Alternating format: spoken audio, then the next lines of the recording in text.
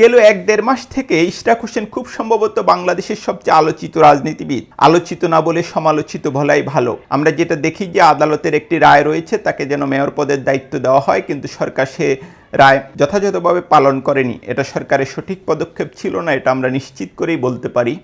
নির্বাচন কমিশনও এক্ষেত্রে তার ভূমিকাটা যথাযথভাবে পালন করেনি, কারণ নিম্ন আদালতের আদেশ নিয়ে যখন কোনো প্রশ্ন দেখা দেয়, তখন সাংবিধানিক প্রতিষ্ঠান হিসেবে নির্বাচন কমিশনের উচিত ছিল এ ব্যাপারে আপিল করা। কিন্তু আমরা যেটা দেখি যে নির্বাচন কমিশন আপিল না করে গেজেট প্রকাশ করে দেয়, এবং এ নিয়ে নানা রকম নাটকীয় ঘটনা ঘটেছে। ১.৫ মাস ধরে ঢাকা দক্ষিণ সিটি কর্পোরেশনের কার্যালয় অনেকটা অচল করে রেখেছেন ইশরাক হোসেনের সমর্থকরা, এবং এক পর্যায়ে যমুনার সামনেও আন্দোলন হস্তান্তরিত হয়। এবং আমরা যেটা দেখি যে ইশরাক হোসেন জানান যে তিনি শপথ তার প্রয়োজন হবে না, তিনি নিজেই নিজের শপথ নেবেন, এবং আমরা এক পর্যায়ে তাকে দক্ষিণ সিটি কর্পোরেশনের মোটামুটি মেয়র হিসেবে দায়িত্ব পালন করতে দেখি। এবং তাকে যে কর্মকর্তা কর্মচারীরা সংবর্ধনা দেয়, সেখানে পরিষ্কারভাবেই ব্যানারে লেখা ছিল মাননীয় মেয়র।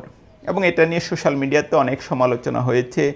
বিএনপির সম্ভবত একটা কৌশল ছিল এই ব্যাপারে, কিন্তু আমরা এখন যেটা সর্বশেষ দেখছি যে এটা কিছুটা নমনীয় মনে হচ্ছে ইশরাক হোসেনকে। কিন্তু তিনি আজ দৈনিক আমার দেশ নিয়ে যে ধরনের একটা পোস্ট করেছেন ফেসবুকে, এটা আসলে খুবই অনেকটা বিস্ময়কর। হ্যাঁ, আমরা যেটা দেখি যে ইশরাক হোসেনকে নিয়ে আমার দেশ অন্তত 2টি রিপোর্ট করেছে। এর মধ্যে এখন একটি রিপোর্ট ইশরাক হোসেনের পছন্দ হয়নি, তিনি পছন্দ নাই হতে পারে, এবং প্রতিবাদ জানানোর এখতিয়ারও নিশ্চয়ই তার রয়েছে। কিন্তু তিনি যে ভাষায় আমার দেশকে আক্রমণ করেছেন, সেটা আসলে একজন তরুণ রাজনীতিবিদের জন্য, মানে একজন তরুণ রাজনীতিবিদকে এই ধরনের ভাষা ব্যবহার করতে দেখা কিছুটা হতাশাজনক। ইশরাক হোসেন লিখেছেন, যেমন আমার দেশ একটা ফালতু পত্রিকা, এটা ফেরত আসার পর ভালো ভেবেছিলাম, কিন্তু এটার মধ্যে নিরপেক্ষতা নেই। ওই বাংলা দেও স্ট্যাটাসের কিছু অংশ অবশ্য আমি বুঝতে পারি না আসলে তিনি ঠিক কি বুঝিয়েছেন। যেমন এক জায়গায় তিনি লিখেছেন, নিজ অবাস্তব স্বার্থ হাসিলে কিছু ব্যক্তির প্রতি চরম বিদ্বেষ ও মিথ্যাচারের শিকার করতে গিয়ে এই পেপারের ভেতরে সব খবর মূল্যহীন হয়ে পড়বে। এটা আসলে কি বুঝিয়েছেন আমি ঠিক বুঝিনি। আরেকটা যেটা বলেছেন যে শেয়ার দরে কাগজ বিক্রি করা ছাড়া আর কোনো মূল্য থাকবে না। এবং দৃশ্যত পরের সেন্টেন্সে তিনি নাম বলেননি, অনেকটা বোঝা যায় যে আমাদের সম্পাদক মাহমুদুর রহমানকে উদ্দেশ্য করেই তিনি কথাটা লিখেছেন।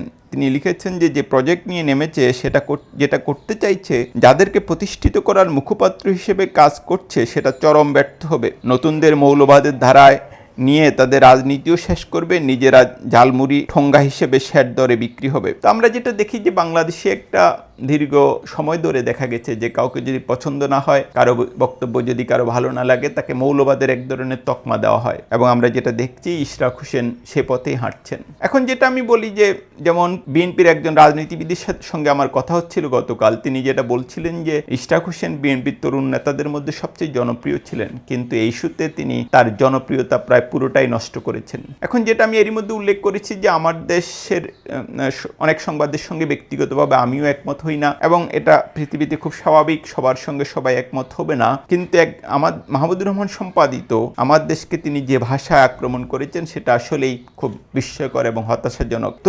জনপ্রিয় তরুণ রাজনীতিবিদরা যদি আমাদের এভাবে হতাশ করেন, তাহলে আমরা আসলে কোথায় যাব? খুবই কঠিন প্রশ্ন।